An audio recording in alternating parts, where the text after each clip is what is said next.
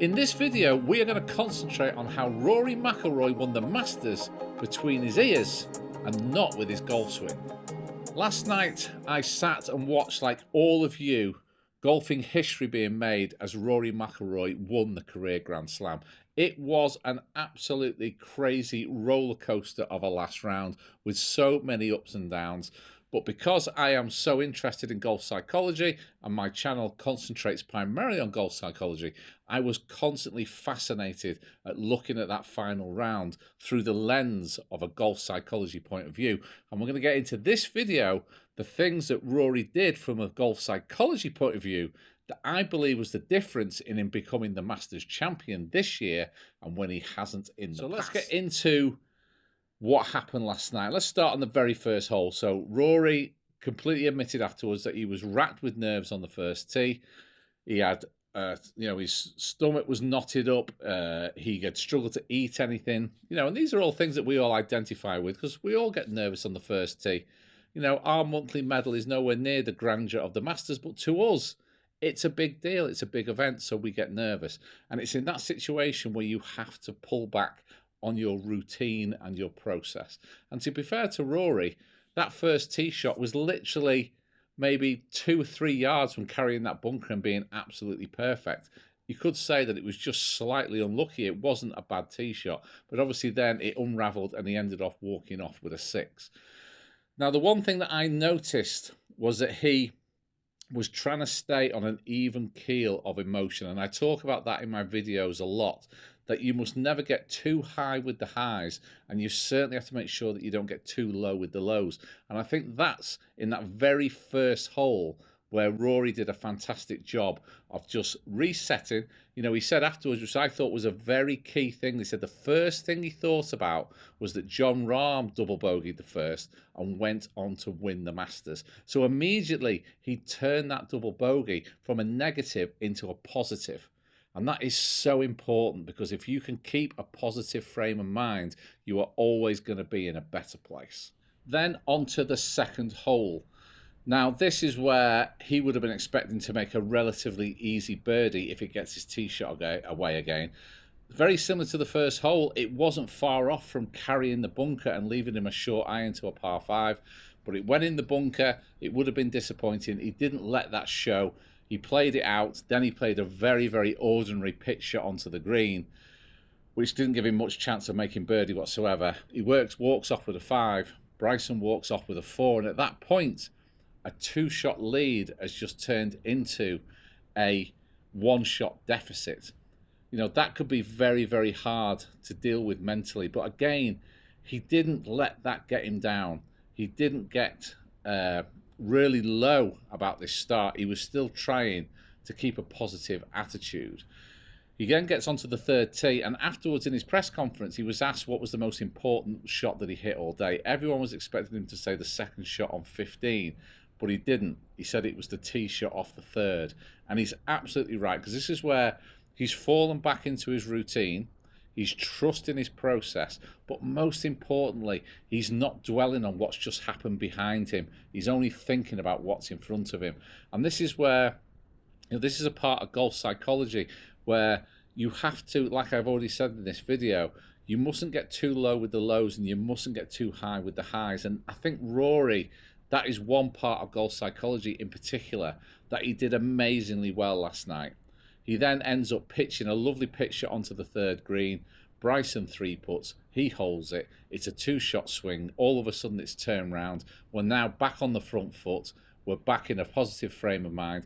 But when that birdie putt went in on 3, and then subsequently he had a great shot on 4, and he held the birdie putt on 4 as well, there was no fist pumping. There was no histrionics. There was no excitement. He was still staying on a completely even keel of emotion where he hasn't got too low about the lows on the first 2 holes and he hasn't got too high on the highs of the next holes, which is now seeing him re-establish a really strong lead in the Masters. So he's got a 2-shot lead. He's still got 13 and 15 in front of him, which offer for him with his length extremely strong birdie opportunity. So at this moment, he is in a very strong position. The other people who are trying to chase him down are already through those par fives and have used them, picked up their shots on those holes already. So at this moment, Rory's in a great place. He very sensibly, considering this strong position he's in, hits a 3-wood off the tee and then lays it up in front of Rays Creek, taking the disaster out of play. It was 100% the right strategy. And then I think all you can say about the shot to the green was it was just a bad execution. He wasn't going for that flag. Obviously, he wasn't going for that flag. You could see that when you watched the replay, he kind of came a little bit up and out of it. The shoulder was a bit high. He's lost it to the right, and all of a sudden, he's put it into the creek. And for the first time, he really did show some real emotion. You know, he was down on his haunches. His head was bowed. He couldn't believe that he'd done it. He then, you know, plays it onto the green, ends up walking off with a double. It's an absolute disaster. He then walks onto 14. He pushes his tee shot into the trees. He plays a very good shot, puts his pitch shot past the hole. He's got a very tricky, extremely fast putt coming down from the back of the 14th green. He leaves it literally overhanging the edge, and he's made bogey. And then all of a sudden, in 2 holes, we are now not in the lead, feeling strong. We are now chasing once again. But again, he gets on the 15th tee, he resets, he falls back on his routine. If you just go on, I'm sure you recorded it last night, go back and watch it again. You watch Rory McIlroy over every shot and over every putt. There is no difference in what he does between starting his process and his routine and hitting the ball. The timing, the amount of regrips, the amount of looks up, everything. His routine is absolutely repeatable every time. And that is what you need when you're under pressure. And he did it absolutely amazingly well. But again, the best thing he did was managing to put that 13th and 14th hole behind him. Hit a good tee shot off 15. He just turned it over a little bit, which meant that he had some tree trouble. And then the second shot into 15. I mean, oh my goodness. I mean, what a golf shot that was. I'm sure his thought process was just to hit it as solid and cleanly as possible to make sure that he was going to make the cover over the water. You know, if he'd gone in the right bunker, even if he put it in the right grandstand where the drop zone was, it wouldn't have been a disaster. You still would have been giving yourself a birdie putt. But no, he perfectly turns it round the trees. It lands perfectly on the green. It's arcing up. Leaves himself with an amazing eagle opportunity, which he didn't actually make, but it was an absolute, obviously, a gift of a birdie, and we're back in a very strong position again. Again, he then gets onto 16. We're back in a more positive frame of mind. He hits a great shot right over the flag on 16. Doesn't make the putt. Again, it's a tricky putt. We have to remember you can't be too critical. These greens were getting so crispy. They were so firm and they were so fast. You couldn't get overly aggressive with your putts because without doing much wrong, you could knock it easily 6-7 foot past, and then you've got one coming back, and then obviously you're going to be getting the major jitters on the one coming back. So I do not blame Rory at all for almost seeming to be dribbling his putts to the hole all the time. We then get to 17. I'm sure he's looked at the leaderboard at this point. He probably realises that he's now tied with Justin Rose. He hits a great shot down 17. He then, leaves himself quite well back, completely commits to his 8-iron. Again, I think there was a positive thing here in his mindset. He went with the 8-iron, which meant that he was going to be fully committed to the shot. He wasn't, it's hard when you're feeling really nervous. It's hard to fall back on feel because your nerves are wanting you to be committed to the shot. So I would say in that situation, the right thing to do is to go with the club that you need to really commit to 100% to make the distance. As soon as he hit it, he knew he flushed it, he knew it was right at the flag, and he was screaming at it to go. And sure enough, it lands on the green, goes up, and he knocks the putt in. And all of a sudden, we're now turned it around again, and we're now leading going down the last hole. All you have to do is get your tee shot in play. That is it. When he hit that tee shot and he striped it down the middle, which was amazingly impressive because that 18th tee shot is so tight between going in the trees on the right and the bunkers on the left, which he could reach. That's a very small target area. He hit it right into there, gets it way down there. He's only got a gap wedge in. I'm sat there thinking, this is done. It's a formality from here. All he has to do is knock it past the flag. The slope will bring it down. Even if he pushes it to the right, all of the camber in the green, brings it round towards the flag. 2 putts, we're done and dusted, we go home. But, you know, there's another twist in the tail. Inexplicably, he pushes a gap wedge into the bunker, leaves himself a 5-6, probably about a 6-footer to win. And when you're over that putt, you are then just thinking totally, this is it. This is my chance to win the Masters. This is my chance to win the career Grand Slam.